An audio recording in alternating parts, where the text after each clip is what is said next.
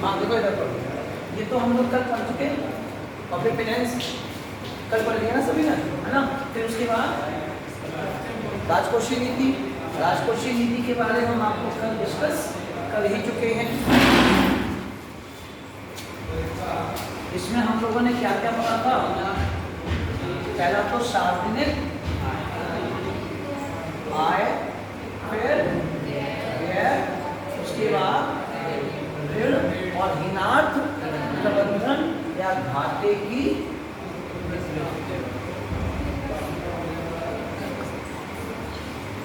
वित्त, ये हम लोगों ने कल जाना ना, सबको क्लियर है। हाँ किसी को कुछ पूछना है, क्लियर है ना। फिर उसके बाद देखा कि इसके उद्देश्य क्या क्या है, राजकोषीय नीति के उद्देश्य हम लोगों ने कल पढ़े। तो राजकोषीय नीति के उद्देश्य क्या क्या है कल बताया था।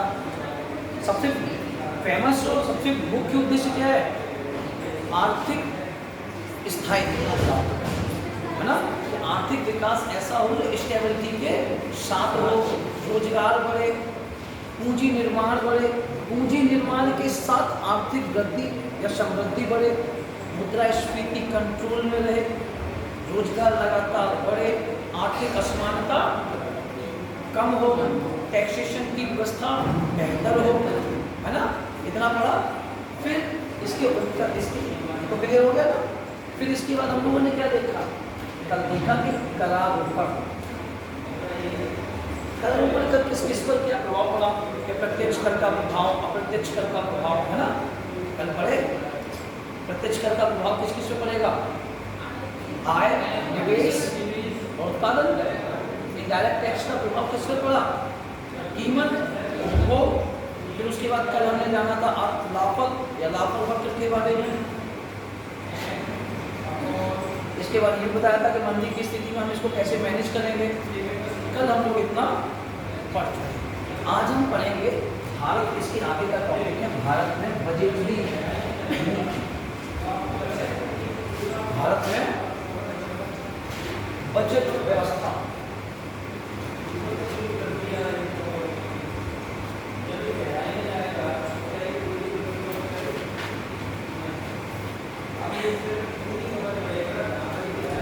कल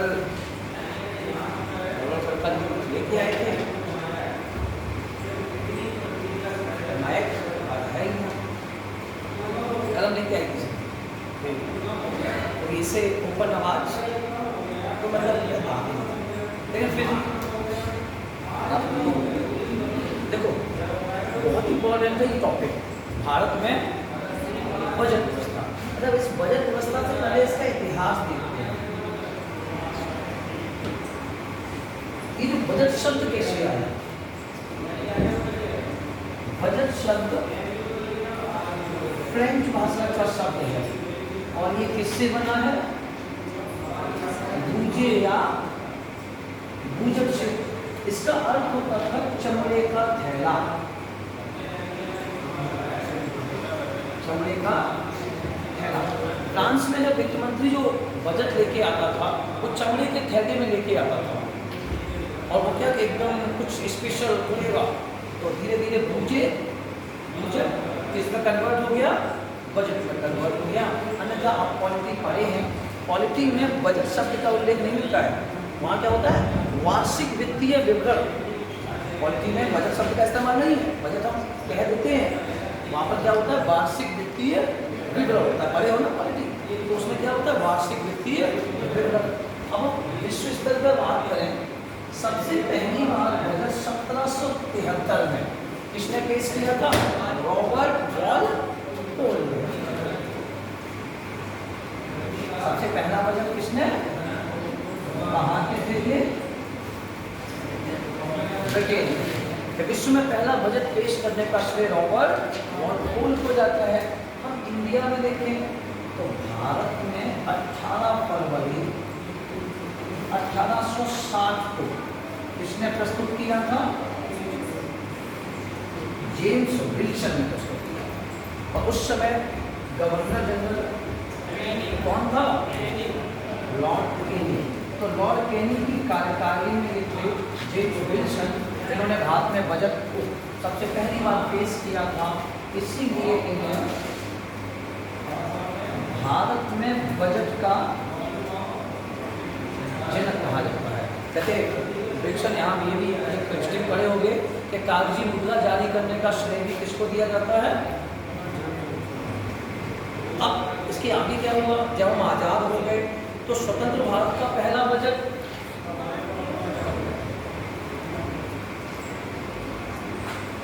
आर के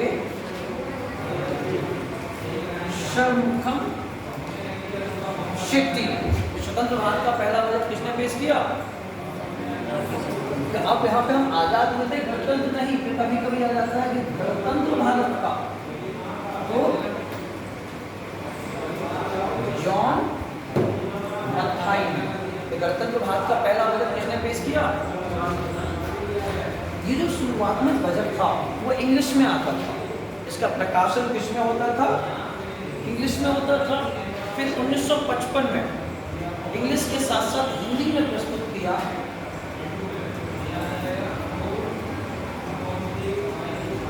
ध्यान है ना कि पहले बजट किस में आता था, किस लैंग्वेज में, इंग्लिश में आता था, लेकिन इंग्लिश के साथ साथ हिंदी में सी.डी. देशमुख ने प्रस्तुत किया। ओके, शुरुआत ये तो हमारा यहाँ तक का इतिहास हो गया। आज रेलवे बजट और सामान्य बजट एक है, लेकिन एक समय ऐसा था कि रेलवे और सामान्य बजट अलग अलग होता था। ये कैसे हुआ,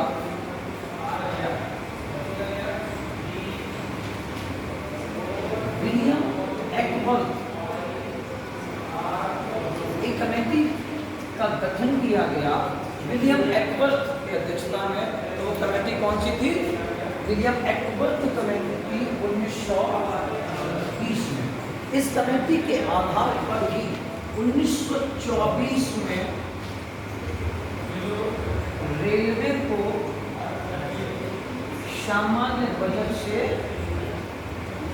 अलग किया। अभी तो ये थोड़ा सा समझेंगे कि रेलवे को इस सामान्य बजट से अलग क्यों किया गया। अंग्रेजों ने जो यहाँ पर रेलवे विकसित की थी वो विशुद्ध अपने फायदे के लिए उन्होंने की थी। क्यों की थी कि जो ब्रिटेन से तैयार माल था वो बंदरगाह से इंडिया के पोर्ट पे आता था, तो ट्रेन से इंडिया के अंदर जाता था। इंडिया के अंदर का जो रॉ मटेरियल था, कच्चा माल था, वो ट्रेन से बंदरगाह तक जाएगा और बंदरगाह से ब्रिटेन तक। एक फायदा उनका व्यापारिक। दूसरा क्या था, 1857 की क्रांति के बाद उन्होंने रेलवे को और बेहतर करने की कोशिश की। क्यों, क्योंकि रेलवे से उनकी सेना की पहुंच देश के आंतरिक भागों में की जा सकती थी। तो उनका सबसे बड़ा टारगेट था रेलवे। क्यों, क्योंकि इकोनॉमिक रीजन था, पॉलिटिकली ऐसा था कि सैनिक रीजन, सैनिक का अंदर पहुंचाने के लिए, तो उन्होंने रेलवे को अलग टारगेट किया। और इसीलिए 1924 में रेलवे को सामान्य बजट से अलग कर दिया। क्लियर है ना। लेकिन फिर जब हम आज़ाद हुए और वर्तमान तक समय आगे बढ़ा, धीरे धीरे उपयोगिता बहुत बढ़ने लगी। वर्तमान समय में जितनी इम्पोर्टेंस रेलवे की है उतनी ही इम्पोर्टेंस शिक्षा, स्वास्थ्य जैसे डिपार्टमेंट की भी है। तो ऐसे क्या हम सबके लिए अलग अलग बजट तय करें, ये संभव नहीं था। कुछ राजनीतिक कारणों से भी हम लोग पीछे जा रहे थे। तो जब ये बीजेपी सरकार बनी तो 2017 में उन्होंने एक स्पेशल काम किया, क्या कि रेलवे को सामान्य बजट के साथ जोड़ दिया। क्योंकि आज जितनी जरूरत रेलवे की है उतनी ही जरूरत और अन्य डिपार्टमेंट की भी है। फिर धीरे धीरे हम और आगे बढ़े। 2021 में पहला डिजिटल बजट प्रस्तुत किया। पहला डिजिटल बजट 2021 में प्रस्तुत किया गया। अब ये बताओ बजट की हिस्ट्री क्लियर। नॉर्मली इसमें आएगा पॉइंट क्वेश्चन, आप आराम से कर लेंगे, थोड़ा याद भी करना पड़ेगा इसे, ठीक है। थोड़ी सी हिस्ट्री भी मिली हुई जल्दी से। हाँ वेयर इज इंश्योरेंस का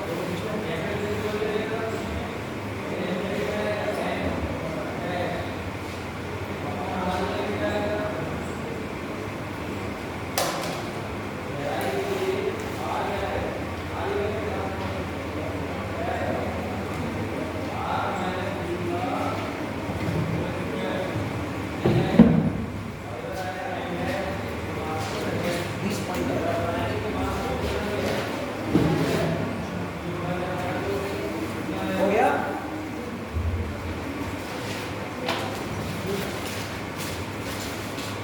देखिए ऐसे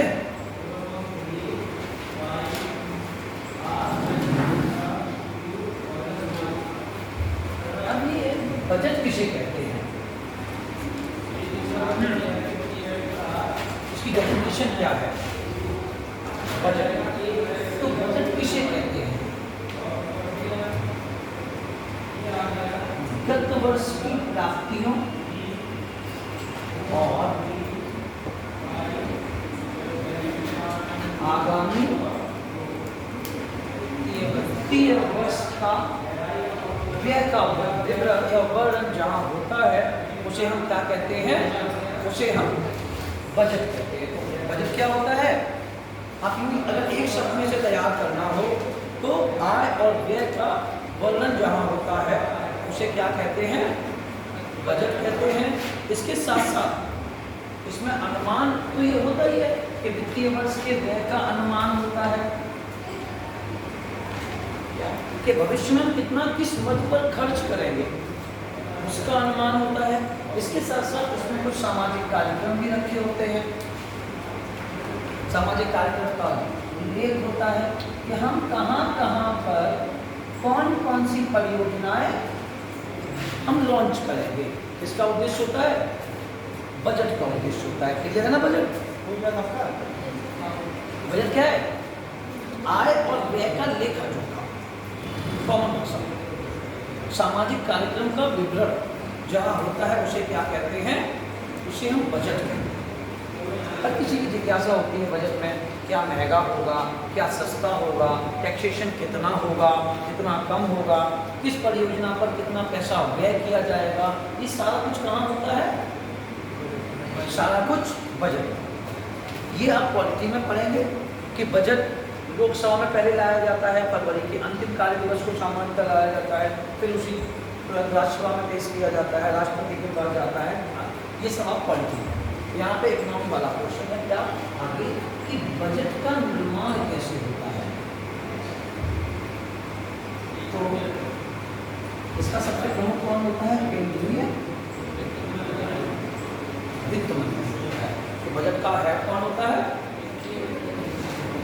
इसके साथ साथ इसमें कौन कौन और होता है? एक तो होता है वित्त सचिव, और इसमें भूमिका किसकी होती है? राजस्व सचिव और प्रधानमंत्री का मुख्य आर्थिक सलाहकार।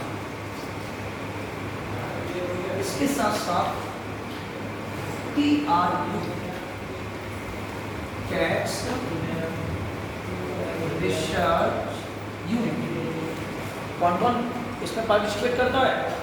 तो केंद्रीय वित्त मंत्री के साथ साथ वित्त सचिव, राजस्व सचिव, मुख्य आर्थिक सलाहकार और TRU। इसमें बहुत इंपॉर्टेंट है एक पॉइंट कि TRU का काम क्या होता है? टैक्स को लगाना, कम करना या समाप्त करना। ये क्वेश्चन आया है कि टैक्स को लगाने का, कम करने का या घटाने का काम कौन करता है? TRU। इतना क्लियर? अब बजट के प्रकार क्या है?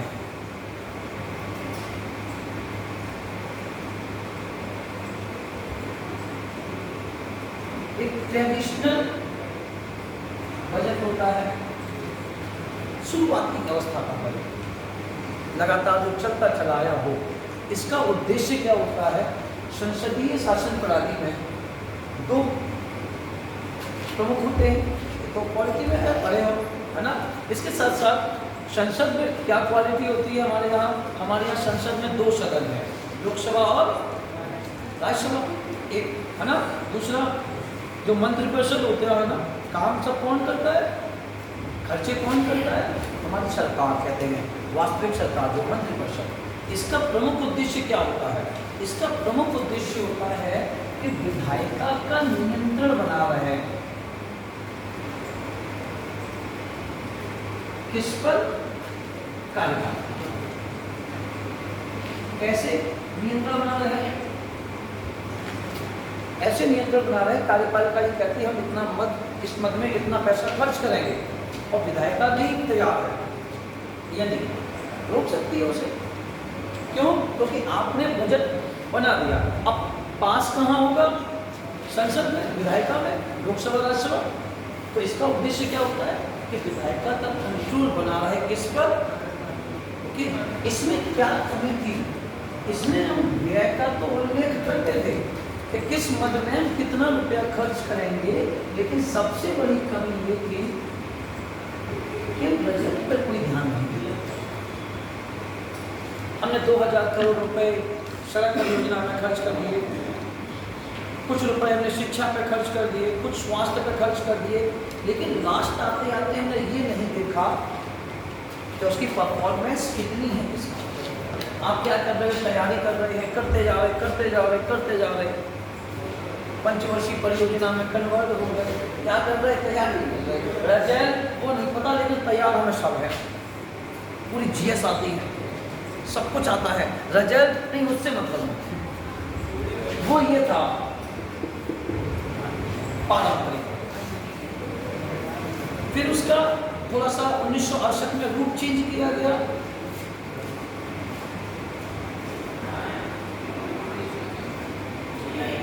निष्पादन बजट, परफॉर्मेंस बजट 1968 में प्रैक्टिकली किया गया इसको पहली बार। इसमें क्या था, इसमें जो भी व्यय होगा या जो कार्य किया जाएगा उसका हमें परिणाम भी चाहिए, हमें क्या चाहिए, हमें रिजल्ट चाहिए। किस मद पर हमने जितना पैसा खर्च किया उसके एवज में हमें वो मिला, रिजल्ट या नहीं मिला, उसको आधार बनाया गया। हमें जरूरी है ना, हम तैयारी कर रहे हैं, हम आपको पढ़ा रहे, अब हम पढ़ा रहे, आप पेपर में क्वेश्चन ना कर पाओ तो मतलब नहीं हुआ। जो हम टॉपिक करा रहे हैं, मैथ शेयर का आप कोई भी प्रैक्टिशन उठाओ, कलम जोड़ के पढ़िए, पढ़ाते ही हैं। ये क्या है, ये परफॉर्मेंस ही तो है, अन्यथा हम पढ़ाते जा रहे। निर्माण कौन करता है, वित्त मंत्री करता है, तो परफॉर्मेंस हो जाए क्लियर। इसका ये एक तरह से कह सकते हैं अपडेट वर्जन है। अभी भी हमारे यहाँ इसी पद्धति पे है कि जो बजट होता है वो लोकसभा में पहले लाया जाता है, राज्यसभा में लाया जाता है, विधायिका में पास होता है, तभी सरकार उससे खर्च चला सकती है। नंबर नेक्स्ट,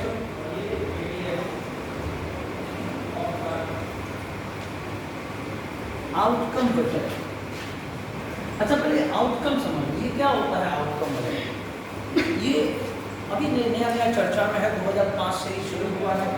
इसमें क्या होता है आउटकम बजट में, आउटकम बजट में ये होता है कि परफॉर्मेंस जो होती है ना, वो प्रत्येक डिपार्टमेंट में अलग अलग भी होनी चाहिए। क्या होता है, निष्पादन तो होगा, इसके साथ साथ इसमें थोड़ी सी गुणवत्ता भी शामिल की जाती है। और स्पेशल क्या है कि इसमें अलग अलग विभागों में भी इसको डिस्ट्रीब्यूट किया जाता है। इसमें आउटकम है, यहाँ पर हम रिजल्ट देख रहे हैं, यहाँ पर उसकी गुणवत्ता देख रहे हैं। हमने रोड बना दिया, बन गया, अब ये देख रहे हैं कि बनने के बाद ये कितने समय तक चलेगा, इसकी क्वालिटी उतनी है या नहीं है, ये भी जरूरी है। रोड बन गया, अब आपने क्या किया, रोड बनाया, आपने तैयार हो गया, नीचे से पूरा खोखला है, हमें गुणवत्ता भी चाहिए। इसमें आउटकम, शून्य आधारित बजट,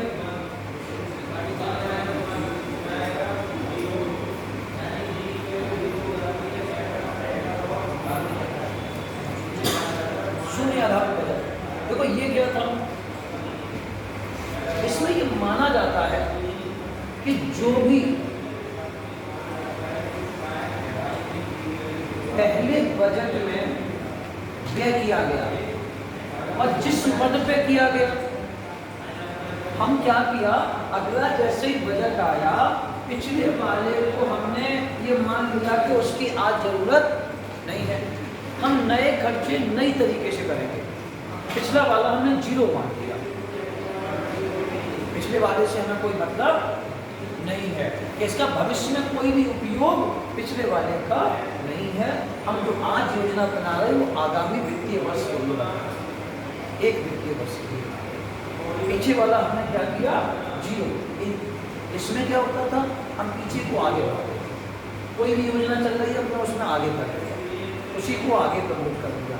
इसमें क्या हुआ, पीछे की जो योजना है जो कुछ भी चल रहा है उसको हमने क्या किया, जीरो मान दिया और नई शीर्षी योजना, वो कौन सा बजट, नया बजट नया मूल्यांकन। उसका बेसिक कॉन्सेप्ट क्या है, नया बजट नया मूल्यांकन। ये भी चर्चा में नहीं है, ऐसा नहीं है कि हमारे यहाँ इस बजट का यूज ज्यादा किया जाता है।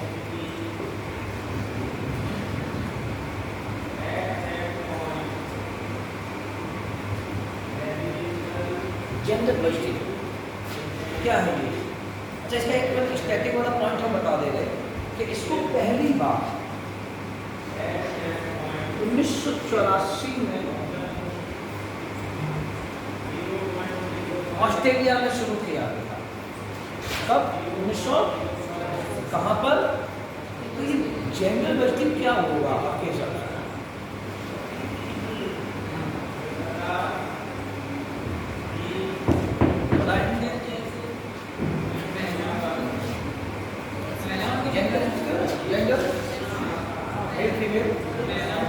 तो यहाँ पर क्या था, इसकी जरूरत क्यों पड़ी, कितने वाली पार्टी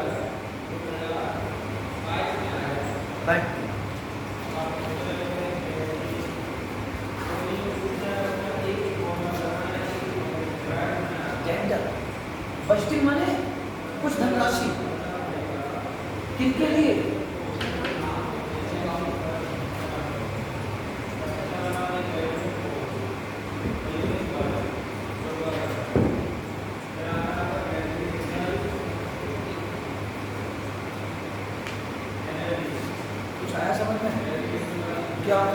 कि महिला विकास और सशक्तिकरण के लिए योजनाएं बनाई जाए और वहां धनराशि का आवंटन किया जाए, वो कहलाया जेंडर बजटिंग। इसकी जरूरत क्यों पड़ी?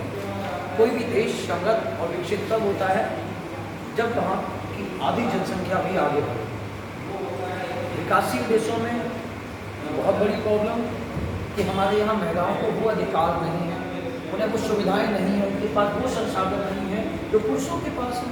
नॉर्मली सबकी बात नहीं कर रहे लेकिन फिर भी मैक्सिमम यहाँ तक क्या है कि महिलाओं के लिए अलग से तो कोई भी बिजनेस करना चाहे थोड़ा सा मजबूर किया जाए, रेजिस्ट्रेशन दिया जाए, उनके लिए धन आवंटन अलग से किया जाए जिससे वो भी मुख्य धारा में शामिल हो पाए और इकोनॉमिक डेवलपमेंट योगदान दें। वो बजट क्या है, जेंडर बजट। क्लियर? नोट कर लो, आगे का टॉपिक बहुत ही हो गया।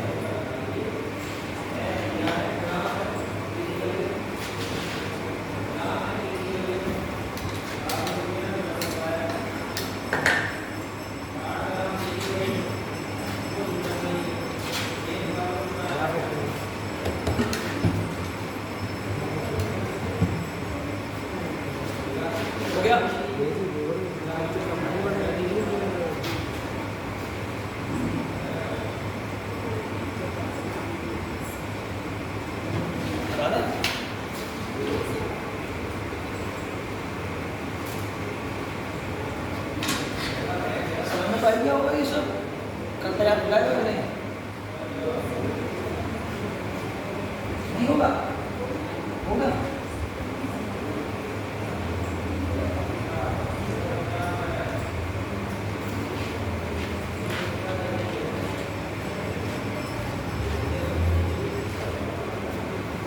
अब जब बजट पढ़ेंगे आगे, बहुत इंपॉर्टेंट है, इसमें दो बातें समझना, और जो भी आगे पढ़ेंगे वो लगभग बैठे बैठे तैयार होगा, बस थोड़ा सा है। और बजट में देखो यहाँ हम जो पढ़ा रहे हैं वो टॉपिक से पहले थोड़ा सा अलग से है, ठीक है। और यदि इसे समझ में आ गया तो आने वाला टॉपिक पूरा समझ में आ जाएगा। बजट में दो प्रावधान होते हैं, एक तो राजस्व और दूसरा पूंजी। एक राजस्व रेवेन्यू और दूसरा कैपिटल पूंजीगत। अब तो यहाँ पे क्या है, हमने यहाँ ना आय लिखा है ना व्यय लिखा है। इसमें जब हम आगे पढ़ते हैं ना, अभी पढ़ेंगे जस्ट आज भी, तो यहाँ पढ़ते हैं राजस्व आय, राजस्व व्यय, पूंजीगत प्राप्तियाँ, पूंजीगत व्यय, आय प्राप्ति। तो अगर इसको थोड़ा सा समझ लें तो पूरा टॉपिक तैयार हो जाएगा इसी एक मिनट में। ये राजस्व कैसे ध्यान रखेंगे, ये ऐसे बना है कि राजन का स्वाद, जो धन राजा के पास हो, चाहे वो आय वाला हो या व्यय हेतु हो, वो किसका है, राजस्व। अब जो राजा के पास हो, क्या वो फिर देने को स्वतंत्र होता है, वो दे भी सकता है और श्योर नहीं है वो दे ही दे। राजा के पास चला गया ना, आज क्लियर है ना कि राजा के पास, ऐसे समझिए आप कि जो राजा के पास है उसके बदले में वो कोई एक्सचेंज ना मिले। आपने उसे दे दिया, आपको वापस ना मिले, उसने आपको दे दिया तो उसे कुछ वापस से ज़्यादा कुछ ना मिले, वो क्या है, वो राजस्व है। आज की डेट में राजा कौन है, और जनता, पब्लिक। राजा व्यक्ति आज की डेट में जनता ही है, और जनता से ही सरकार बनती है। यहाँ चाहे वो आय हो या व्यय हो, उसके बदले में कुछ भी ना देना पड़े ना। अब देखो ये तैयार कैसे करेंगे, ये ऐसे याद रखेंगे पूंजी, और जब पूंजी होगी तो उससे कुछ ना कुछ निर्माण होगा। अब अगर हमने किसी में पैसा खर्च किया, व्यय किया, कुछ निर्माण किया, तो उसके बदले में हमें कुछ मिलेगा, तो इसके बदले में एक्सचेंज होता है। हमने खर्च किया, हमें मिलेगा, हमें मिला तो हमें उसके बदले में, एक अगर हमने बिल्डिंग खरीदी तो हमें उसके बदले में धन देना पड़ा, ओके।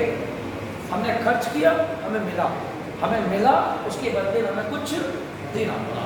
ये बात समझ में आई या नहीं है? इतना अगर आप समझ गए तो आने वाला टॉपिक बड़ा आसान हो जाएगा। हाँ, क्लियर है ना, समझ में आ गया? अब यहां हम देखेंगे बजट प्राप्ति।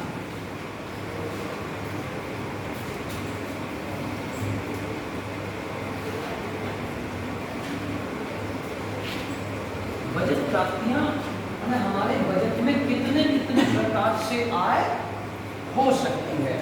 एक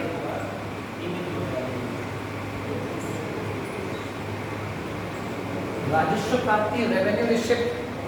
दूसरा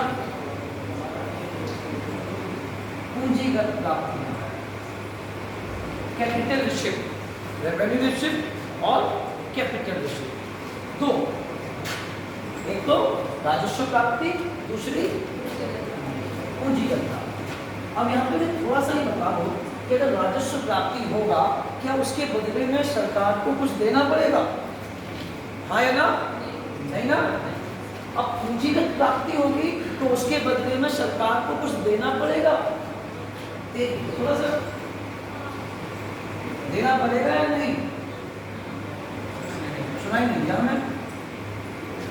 इसके बदले में हमें कुछ देना पड़ेगा, इसके बदले में देना पड़ेगा या नहीं? बोलो, देना पड़ेगा ना। हो गया तैयार टॉपिक, बस अब क्या पढ़ना है? हो गया टॉपिक। लेकिन ऐसा करे फॉर्मेलिटी है, फॉर्मेलिटी पूरी करनी है, टाइम तो भी खर्च करना ही है, तो थोड़ी सी गप मारते हैं, है ना? तैयार तो हो ही गया। कॉल होने दो, पढ़ाई अपने आप फ्लो पे ही रहेगी। अब वो हमको सोचो मत कि वो रिकॉर्ड हो रहा है, पढ़ाई पढ़ाई की तरीके से होगी, है ना।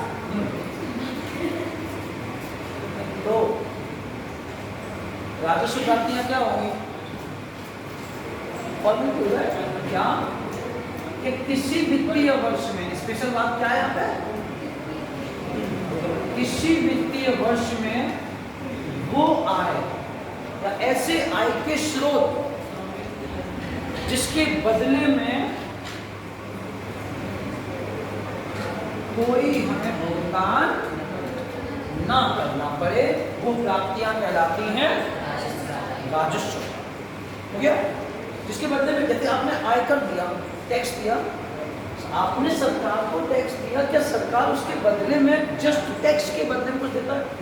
नहीं, आप ये नहीं कह रहा, रोड बना रहा है, टैक्स के बदले में जस्ट आपको कुछ नहीं मिला। जिस व्यक्ति ने टैक्स दिया उस व्यक्ति को बदले में कुछ नहीं मिला, तुरंत का तुरंत। इस प्राप्ति को चालू खाता भी कहा जाता है। क्या कहा जाता है? इस प्राप्ति को चालू खाता। अब ये बताओ, राजस्व प्राप्ति के लिए सो रहे क्या? ये सो नहीं रहे, ये सो के देख रहे हैं। रात में थोड़ा सा कम चेक आया करो, अब हो ना तो पहले भी बता, राजस्व प्राप्ति क्लियर है ना? बोला दीजिए, अभी हम आगे बढ़ पाएंगे, समझ में आ गया जी। अब ये राजस्व प्राप्तियां भी 2 प्रकार की हैं। राजस्व प्राप्ति कितने प्रकार की? 2 प्रकार की। एक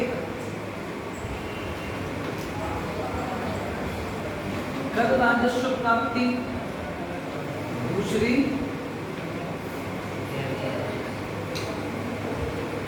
गैर कर राजस्व। एक तो जो टैक्स से सरकार को मिले वो, और एक जो विदाउट टैक्स से मिले। और इसके बारे में पढ़ेंगे। अच्छा, एक काम और करेंगे, यहाँ तो हम पढ़ा रहे हैं, है ना, लास्ट में हम आपको एक चार्ट बनवाएंगे, उसमें सारा कुछ थोड़े से नहीं आ जाएगा, वो फिर रिवाइज वाला होगा, है ना। तो कर राजस्व प्राप्तियां सीधा सा है कि जो ऐसी सरकार को आए जो किससे प्राप्त हो? कर से। और हमारे देश के प्रत्येक नागरिक का ये उत्तरदायित्व है कि वो टैक्स को पे करे, अनिवार्य अपना अंशदान। किसमें? टैक्स में। अब ये जो कर राजस्व है टैक्स से, ये भी 2 प्रकार का है। एक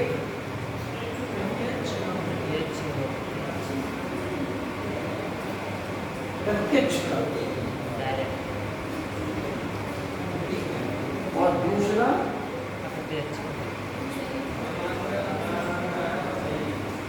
अप्रत्यक्ष या परोक्ष, इनडायरेक्ट टैक्स। अब देखो इसके बारे में समझेंगे। जिस व्यक्ति पर कर लगाया जाए, अंतिम तौर पर वही व्यक्ति कर को पे करे, तो वो कौन सा है? Direct tax. क्लियर है ना? कि जिस व्यक्ति पर कर लगाया जाए, अब इकोनॉमी की भाषा क्या है? कराघात। कराघात क्या होता है? जिस पर, ओके, कराघात और करापात, माने जो देख, कराघात और करापात जब एक ही व्यक्ति पर पड़े, एक ही व्यक्ति हो, तो वो टैक्स कौन सा होता है? ओके, जो व्यक्ति जिस पर कर लगाया जाए शुरुआत में, वो कराघात, अंतिम तौर पर जो थे वो करापात। अब ये दोनों एक ही व्यक्ति हैं, तो वो कौन सा होगा? जैसे आयकर। अरे कल आप लोगों ने कितने कितने रुपए कमाए थे? हाँ, 15 लाख, 20 लाख सब। तो अब आपने 15 लाख आपने, और 15 लाख आपने, और बाकी हाँ कितने? 20 लाख। तो आपने 15 लाख, आपने 20 लाख। अरे गरीबों सुनो, एक ने 15 लाख और एक ने 20 लाख। अब जिसने 15 लाख कमाए तो 15 लाख तक उसकी आय पर टैक्स लगेगा। इस बच्चे ने 20 लाख रुपए एक वर्ष में कमाए तो 20 लाख पे। अब वो टैक्स आप दोगे या हम देंगे? आपकी इनकम है ना, हमारी तो चंद हजार रुपए है एक साल में, तो हम बचत कभी फिलहाल उसके दायरे से मुक्त हैं। तो क्या है, आयकर कैसा हो गया? जिस व्यक्ति पर कर लगाया जाए और वही दे तो कैसा है? ओके। अब परोक्ष क्या है? जिस व्यक्ति पर कर लगाया जाए वो कर ना दे, वो दूसरे पर डाल दे, दूसरे पर आरोपित कर दे, वो कर कौन सा है? माने इसमें क्या होगा? जिस पर लगाया जाए वो ना दे, कोई अन्य कर अन्य दे, क्या कहलाएगा? इसकी पीडीएफ कल आपके घर पे पहुंच जाएगी, कल 100%, है ना? क्योंकि हम यहाँ पूरा तो देख नहीं रहे हैं, पूरा पीडीएफ आपके घर पे कल पहुंच जाएगी। तो यहाँ पे क्या है कि जिस व्यक्ति पर कर लगाया जाए वो ना दे, कोई अन्य उसे पे करे तो। अच्छा देखो, इसका एग्जाम्पल आप समझेंगे कैसे? जैसे उत्पाद शुल्क, सेवा, सर्विस टैक्स। अच्छा ये बताओ, सर्विस टैक्स, जैसे मान लीजिए अभी आप खुद डिसाइड करें कि ये डायरेक्ट है इनडायरेक्ट है। एक हॉस्पिटल पर सर्विस टैक्स लगाओ, डॉक्टर पे लगा, तो जब हॉस्पिटल पर लगेगा तो पेशेंट की फीस बढ़ जाएगी या उतनी रहेगी? बढ़ जाएगी ना। टैक्स किसी पे लगा, किसी और ने पे किया, कैसा हो गया? उत्पाद शुल्क, ये मार्कर, अगर मार्कर बनाने वाली कंपनी पर 1 रुपया और टैक्स बढ़ा दिया जाए तो हम जो लेके आए हैं उतने का ही मिलेगा या बढ़ा हुआ मिलेगा? बढ़े हुए में मिलेगा ना। तो लगाया किसी पर, पे किसी और ने, कौन सा टैक्स हो गया? ठीक है। अब हम कुछ, हाँ इनडायरेक्ट हो गया। अब कुछ एग्जांपल आपसे कर रहे हैं, पूछ रहे हैं। देखो एक और, इसके बाद हम आपको एक छोटा सा चार्ट देंगे। वो क्या चार्ट में होगा? ये भी 2 प्रकार का होता है। और कितना? बस लास्ट 2 प्रकार का क्या? ये केंद्र द्वारा लगाया गया प्रत्यक्ष कर, ये राज्य द्वारा लगाया गया प्रत्यक्ष कर, ये भी केंद्र द्वारा और राज्य द्वारा। थोड़ा सा ध्यान ऐसे रखेंगे कि ज़्यादा इम्पोर्टेंट हैं वो केंद्र के हैं, थोड़े से कम इम्पोर्टेंट है वो राज्य के। ये हम लास्ट में पढ़ाएंगे, ठीक है? हम दोनों का एग्जाम्पल, सीमा शुल्क प्रत्यक्ष होगा या अप्रत्यक्ष होगा? सीमा शुल्क कैसा होगा? सीमा शुल्क हमें नहीं पता कैसा होगा? डायरेक्ट होगा। कैसा होगा? अब देखो ध्यान देने कैसे, अब सुनते रहो ध्यान से। कोई प्रोडक्ट ए था, उसने एक राज्य की बाउंड्री को क्रॉस किया, उसका प्रोडक्ट है ना, जब इसके प्रोडक्ट ने इसकी बाउंड्री को क्रॉस किया, यहाँ पे टैक्स लगाया गया। या किसी एक देश का प्रोडक्ट था, जब उसने किसी दूसरे देश की बाउंड्री को क्रॉस किया तो उस पर टैक्स लगाया गया। यहाँ बी पर पहुँचता है तो वस्तु उतने की रहेगी, महंगी होगी? महंगी होगी। जिस पर लगाया गया वही देगा या कोई और देगा? जिस पर लगाया गया वही देगा या कोई और देगा? बोलिए, कोई और देगा या वही देगा? कोई और देगा ना, क्योंकि यहाँ पे क्या होगा, जैसे टैक्स बढ़ गया तो क्या होगा, वो प्रोडक्ट महंगा बिकेगा थोड़ा सा। तो अब ये बताओ, सीमा शुल्क डायरेक्ट होगा या इनडायरेक्ट? इनडायरेक्ट। हाँ पक्का ना? अब सोचो तुम कितने होशियार हो। तो अच्छा आंसर किसने दिया? आप ही लोगों ने दिया। रियलिटी में आप होशियार हो, बस बुद्धि का यूज करने लगा। क्या हुआ? क्लियर है ना? अच्छा ठीक है, संपत्ति कर डायरेक्ट होगा या इनडायरेक्ट? ये डायरेक्ट होगा, आपकी प्रॉपर्टी पर लगा। अच्छा यहाँ पर एक और तो एक तो आपको समझ में आ गया होगा, कर राजस्व टैक्स से। अब सरकार को जो ये टैक्स से पैसा मिला, क्या सरकार इसके बदले में कुछ दी? सीधा सीधा खर्चे अलग बात। हाँ, प्रॉपर्टी वगैरह उस पर टैक्स लग क्या? प्रॉपर्टी संपत्ति डायरेक्ट लगेगा, आपकी प्रॉपर्टी है, जैसे कि के पास लगभग 50 बना है, ठीक है, टैक्स हाँ, लगेगा उसकी इनकम में टैक्स लगेगा। फिर अगर उससे कुछ आय प्राप्त हो रही होगी तो वो डायरेक्ट होगा। बिल्कुल उसकी भाई आपकी प्रॉपर्टी आप पे टैक्स लगा। लेकिन अगर ऐसा होगा, अगर डायरेक्ट होगा, उसने 50 मकान पे 50 का किराया हो गया, किराएदारों भी लगेगा क्यों किराएदारों क्यों लगेगा? वो किराया बढ़ाएगा टैक्स। नहीं नहीं, वो एक अलग, लेकिन उसकी संपत्ति पे लगा। आपने किराया बढ़ाया, हम नहीं ले रहे आपका मकान, जिसका एक सिंगल मकान होगा हम तो वहाँ ट्रांसफर हो जाएंगे। आपकी प्रॉपर्टी है ना, आप ही पे करेंगे, वो सर्विस टैक्स नहीं है, सर्विस टैक्स तो है नहीं, तो वो कौन देगा? जिसकी प्रॉपर्टी को देगा, संपत्ति कर है ये, तो सीधा सीधा वही देगा। तो अपने चक्कर उनके पास है तुम्हारी, हाँ ऐसा तो है, टेंशन ना लो, खूब करो। चलो बस बस बस, इतना हो गया ना। अब आगे देखो, नंबर नेक्स्ट कौन सा?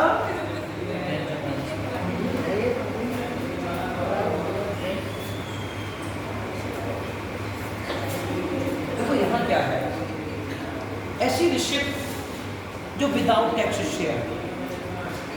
हाँ, गैर तकादुश क्या है कि वो प्राप्तियां जो कर के अलावा, कर के अतिरिक्त जो प्राप्तियां होती हैं, उन प्राप्तियों को क्या कहा जाता है? गैर। ठीक है, अब कैसे?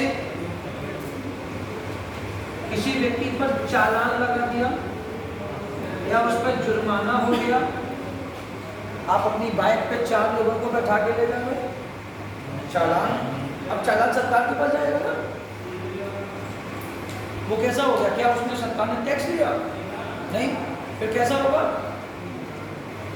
आप जो डाक सेवाएं इस्तेमाल करते हो, वो भी तो सरकार के पास प्राप्ति है, वो कैसी होगी? सरकार ने आप किसी को ब्याज पे पैसा दिया है, तो ब्याज से प्राप्त आए। आपको लोन दिया, सरकार को ब्याज मिला, तो बिजली आप यूज करते हो, उससे भी तो सरकार को मिलता है ना, बिल्कुल। बीमा, इससे भी सरकार को पैसा मिलता है। कैसा हो गया? सरकार को कहीं ना कहीं से ग्रांट मिल जाए, ये हम आगे पढ़ेंगे। सरकार को अनुदान मिल जाए। हमारे यहाँ कुछ संगठन है, आपको हमने पीछे पढ़ाया था, याद करो, PSC है ना, RBI, इनसे क्या रहता है? इनसे डिविडेंड मिले, लाभांश मिले। BSNL कैसा है? क्या है ये? अपनी भाषा में महारत्न कंपनियां, नवरत्न कंपनियां, मिनी रत्न कंपनियां, उनसे भी तो सरकार को आय मिलती है। तो क्या वो टैक्स से मिली? वो टैक्स से नहीं मिली। वो कैसी है ना? वो क्या करो तो जल्दी से।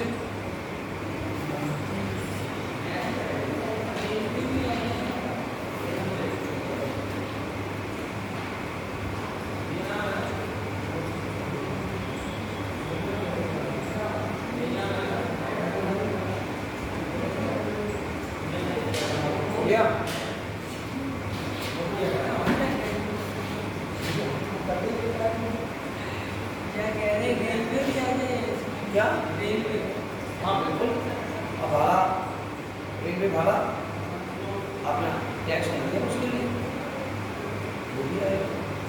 देखो एक बात होता है, यहाँ तो हमने चंद एग्जाम्पल लिखे, समझा तो हमने आपको दिया ये कि ऐसी प्राप्तियाँ, एक देखो दो चीज़ें हैं, ऐसी प्राप्तियाँ। अब रेलवे भाड़ा आपको सोचना क्या होगा?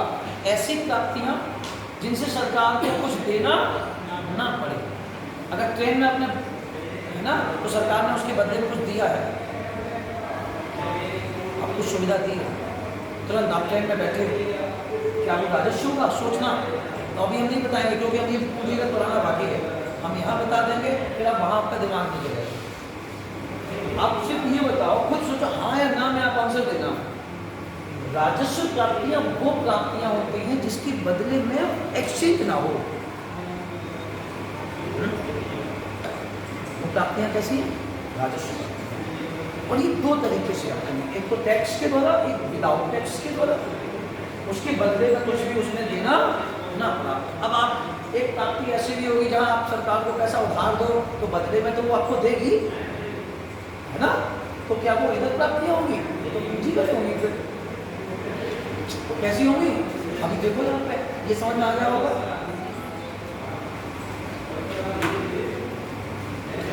अब कौन सी प्राप्ति पढ़ेंगे हम लोग?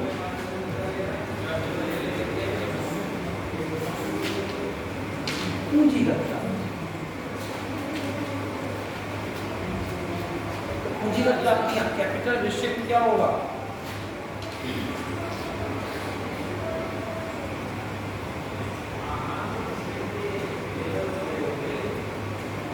तो अभी हमने बताया था जहां एक्सचेंज हो, जहां भी एक्सचेंज हो वो क्या होगा? क्या कि सरकार को ऐसी प्राप्तियां मिले जहां पर भविष्य में कोई ना कोई भुगतान करना। सरकार की ऐसी प्राप्तियां जहां भविष्य में भुगतान करना पड़े, वो कौन सी है? ठीक है। या ऐसी प्राप्तियां जो सरकार ने कोई संपत्ति विक्रय कर अर्जित की हो, उसमें भी तो संपत्ति का एक्सचेंज हुआ, नहीं हुआ? अरे हुआ, कैसे चले? ये हम पढ़ा चुके हैं। सरकार अपनी कंपनी बेच रही, कंपनी का कोई शेयर बेच रही, सरकार ने बेचा कंपनी को, कंपनी के शेयर को। विनिवेश, अरे हो नहीं बोले? निवेश और विनिवेश बताया था। तो विनिवेश से प्राप्त कैसी आय होगी? अब देखो यहाँ थोड़ा सा तर्क के साथ सोचेंगे, या तो राजस्व या पूंजी। विनिवेश से सरकार को जो आय मिली है, क्या सरकार ने उसके बदले में कुछ पे किया? बोलो। विनिवेश से सरकार को जो आय प्राप्त हुई है, उसके बदले में सरकार ने कुछ पे किया या नहीं किया? हाँ या ना? अच्छा नहीं, हाँ या ना? अच्छा हाँ। अब कैसे? सरकार ने, मान लो आपने BSNL खरीद ली, क्या खरीदी आपने? मानने में क्या जा रहा है? मानो तो बड़ा मान लो, तो आपने सरकार को पैसा दिया, तो सरकार ने आपको क्या दिया? तो हमारी एक सिम BSNL की है, ध्यान रखना, पैसा मिलेगा तो उसके बदले में एक्सचेंज हुआ ना किसान विकास पत्र।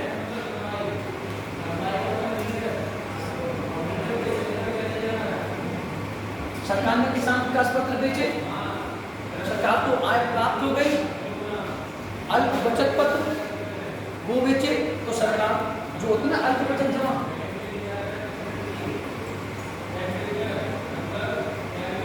सरकार ने जब इससे आय प्राप्त की तो भविष्य में तो देनदारी बढ़ेगी ना। भविष्य निधि,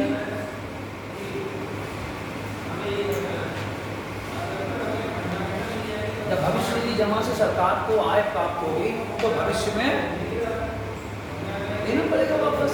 अच्छा कभी कभी विदेश से ऋण मिलता है, विश्व बैंक से पैसा मिलता है, किसी संगठन से, विश्व बैंक या IMF, इंटरनेशनल मॉनेटरी फंड, इससे सरकार को पैसा मिला। विश्व बैंक ने हमको पैसा उधार दिया, जब विश्व बैंक ने हमको पैसा उधार दिया तो उसके बदले में तो हमें देना पड़ेगा। अब यूं ही तो नहीं दिया, निश्चित देना पड़ेगा। किसी दूसरे देश ने हमको कर्ज दिया, क्या हमें वापस नहीं करना पड़ेगा? अरे करना पड़ेगा। तो वो कौन सा होगा? जिसके बदले में कुछ करना पड़े वो कैसा है? पूंजीगत। क्लियर ना? चलो हाँ है ना, क्लियर है ना? अच्छा एक और बात बताएं, पहले तो काम करो जल्दी से, फिर उसके बाद थोड़ी जल्दी हो जाए एक शॉट से।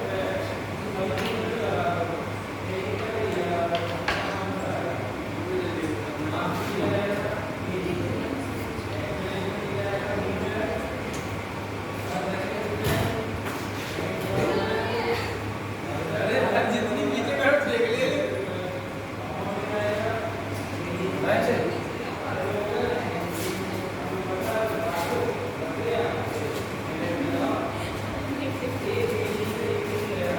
हो गया ना?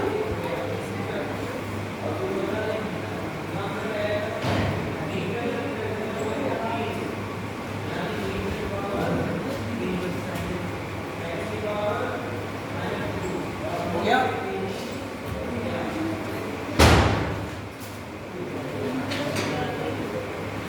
तो 5 मिनट में एकदम क्विक रिवीजन, आपने अभी क्या कुछ कहा?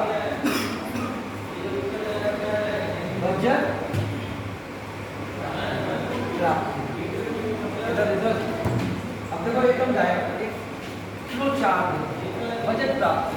तो बजट में कितने प्रकार से प्राप्ति होती है? एक राजस्व प्राप्ति और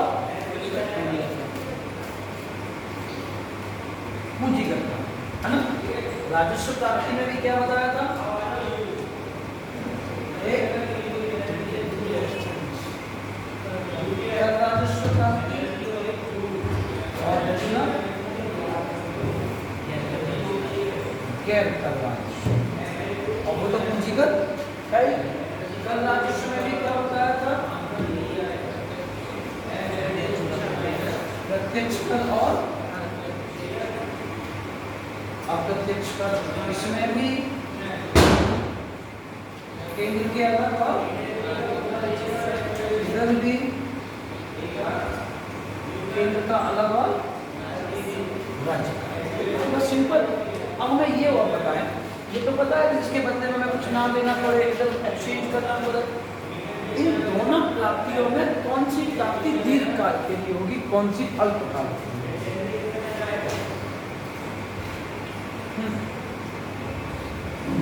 एक राजस्व प्राप्ति है, एक पूंजीगत प्राप्ति है।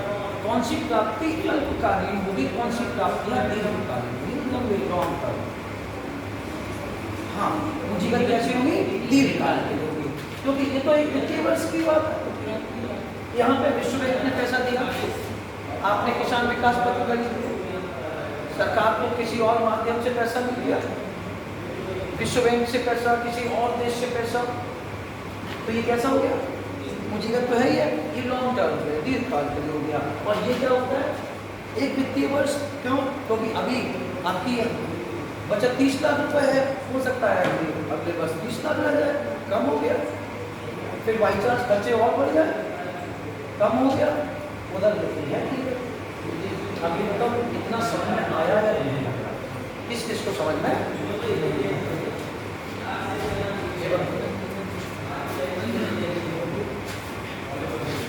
किस किस को समझ में आया या नहीं?